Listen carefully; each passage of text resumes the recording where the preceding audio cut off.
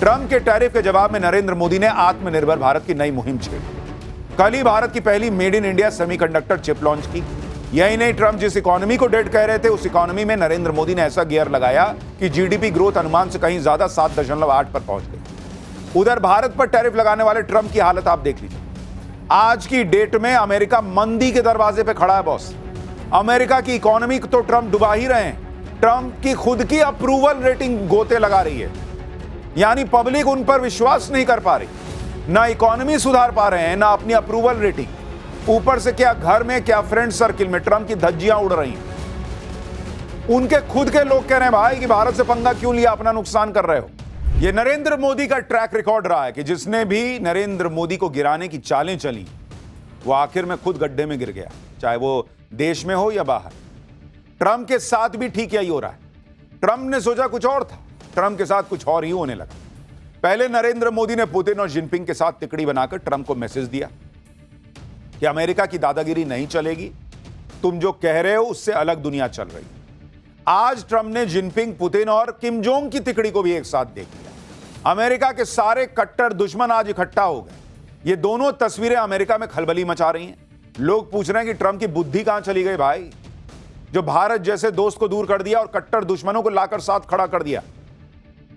चीन में ट्रंप के सारे कट्टर दुश्मन कैसे इकट्ठा हो गए, ट्रंप के कट्टर दुश्मनों की परेड निकली तो क्या हुआ, यह सब आपको अगले चैप्टर में बताऊंगा। लेकिन पहले देख लीजिए कि ट्रंप कैसे नरेंद्र मोदी की कूटनीति के सामने धराशायी होते दिखे। कैसे ट्रंप को नरेंद्र मोदी और भारत झटके पे झटके दिए जा रहे हैं। ट्रंप के टैरिफ के जवाब में नरेंद्र मोदी ने आत्मनिर्भर भारत की नई मुहिम छेड़ दी। कल ही भारत की पहली made in India semiconductor chip launch की।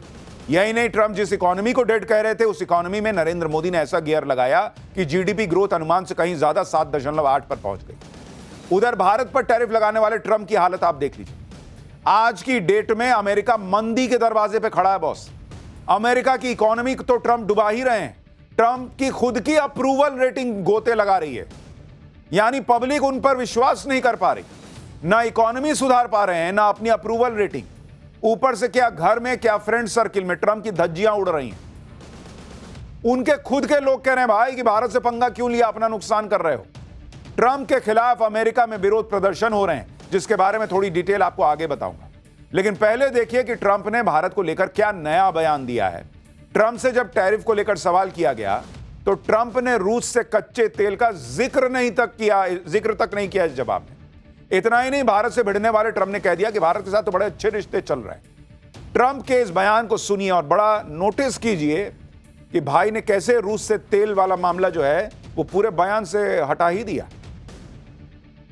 Considering taking away some of the tariffs that you've imposed on India, you had posted. No, we get along with India very well, but India has, you have to understand, for many years it was a one-sided relationship. Only now, since I came along, and because of the power that we have with tariffs, India was charging us tremendous tariffs, about the highest in the world. They were about the highest in the world, number one. And we therefore weren't doing much business with India, but they were doing business with us because we weren't charging them. Foolishly, we weren't charging them.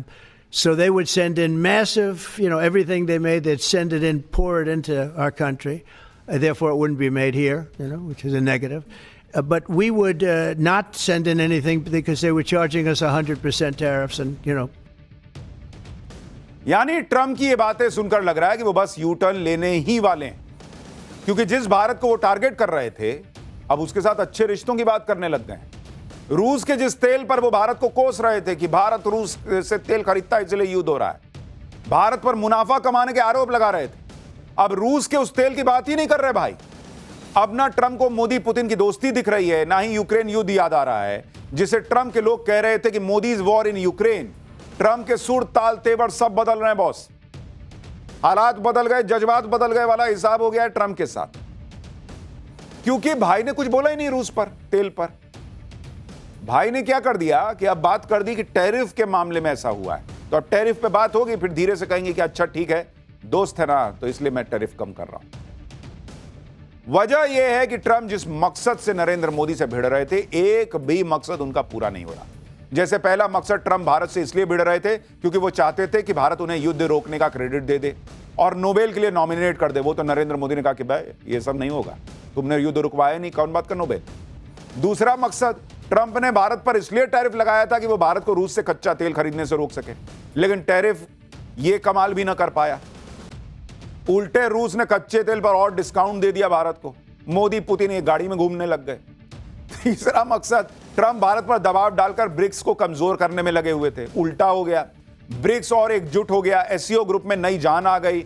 RIC, Russia, India, China के फिर से शुरू होने की खबरें हैं। और Trump का जो क्वाड था, अमेरिका वाला क्वाड, जिसमें अमेरिका, जापान, ऑस्ट्रेलिया और भारत थे, वो खतरे में पड़ गया। यानी ट्रंप जिस टैरिफ को जादू की छड़ी बताकर कह रहे थे कि इससे तो सब काम पूरा कर दूंगा, वो दांव नरेंद्र मोदी ने वो छड़ी घुमा कर लेकर तोड़ दिया और अपनी कूटनीति से सारा प्लान फेल कर दिया। पीएम मोदी न ट्रंप की धमकियों से डरे, न 50% टैरिफ से। मोदी ने बता दिया कि वो टैरिफ का नुकसान झेल लेंगे, लेकिन ट्रंप उनका पलटवार न झेल पाएंगे बॉस। और आज की डेट में वही हो रहा है।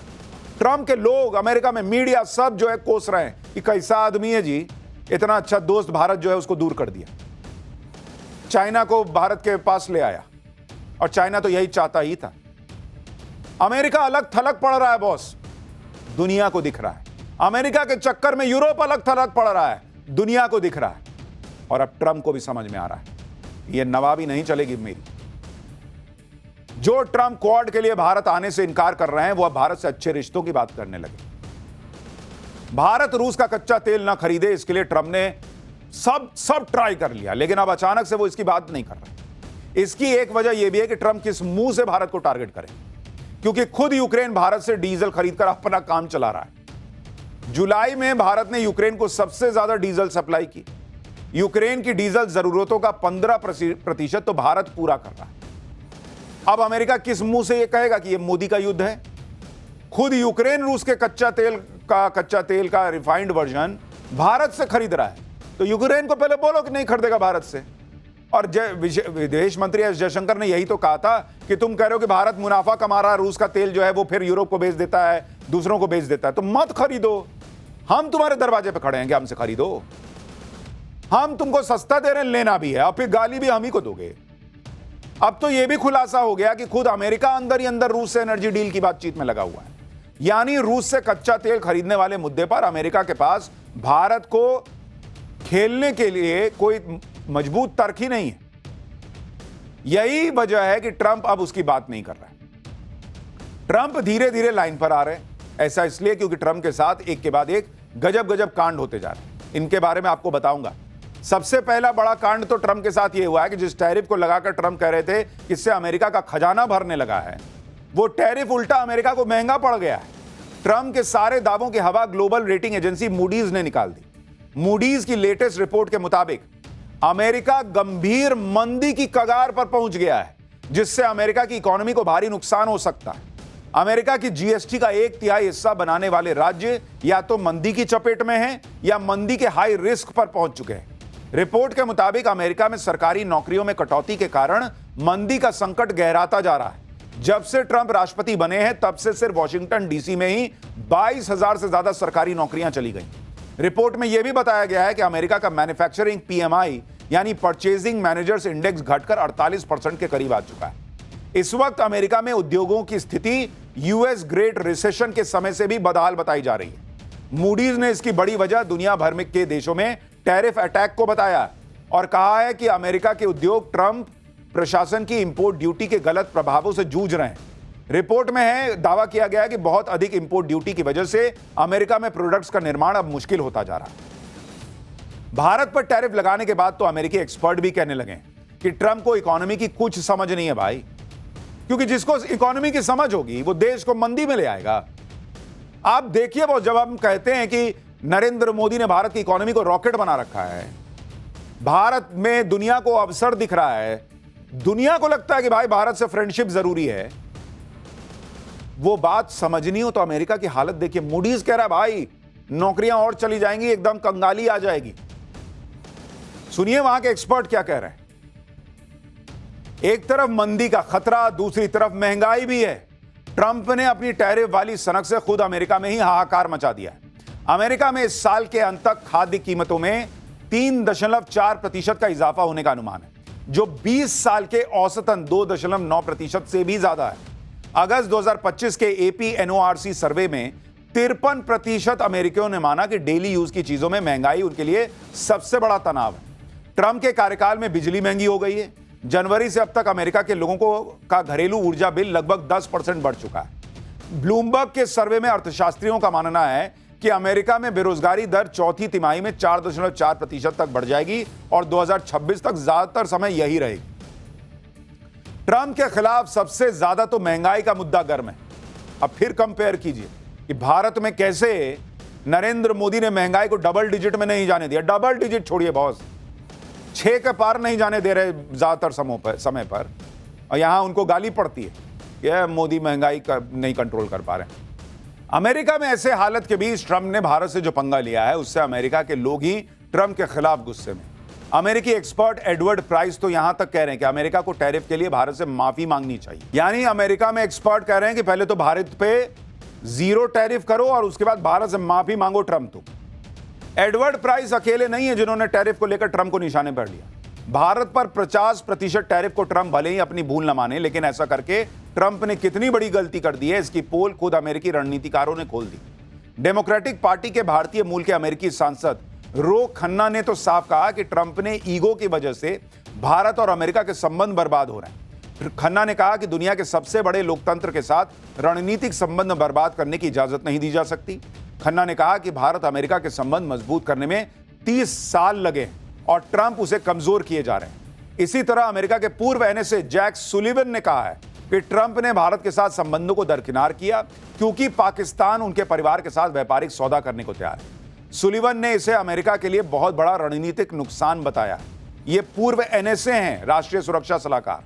ट्रंप के पहले कार्यकाल में एनएसए रह चुके जॉन बोल्टन ने कहा कि दशकों से पश्चिमी देशों ने भारत को रूस से दूर रखने वाली अपनी नीति अपनाई। चीन के खतरे को लेकर भी भारत जरूरी है, लेकिन ट्रंप ने अपनी विनाशकारी टैरिफ नीति से दशकों की इन कोशिशों को ध्वस्त कर दिया।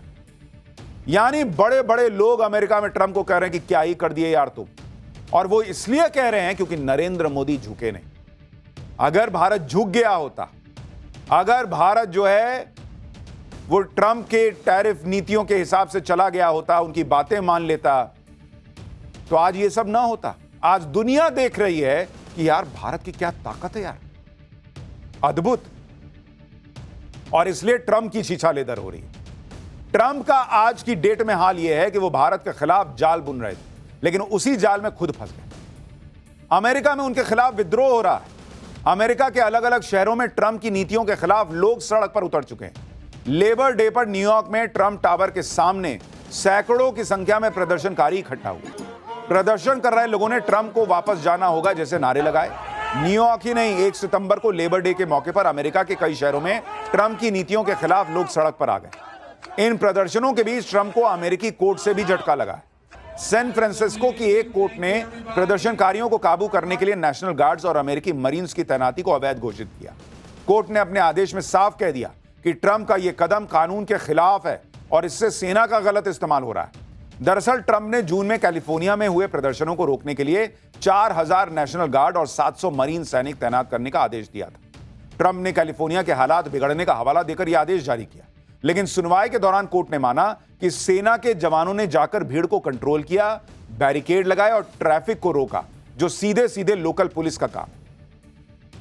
यानी ट्रंप के खिलाफ अमेरिका में भयंकर गुस्सा है, उनकी खुद की अप्रूवल रेटिंग गिर रही है, उनकी इकोनॉमी बर्बाद हो रही है, उनको उनके लोग गालियां दे रहे हैं, प्रदर्शन हो रहा है। ट्रंप चौतरफा घिर चुके हैं।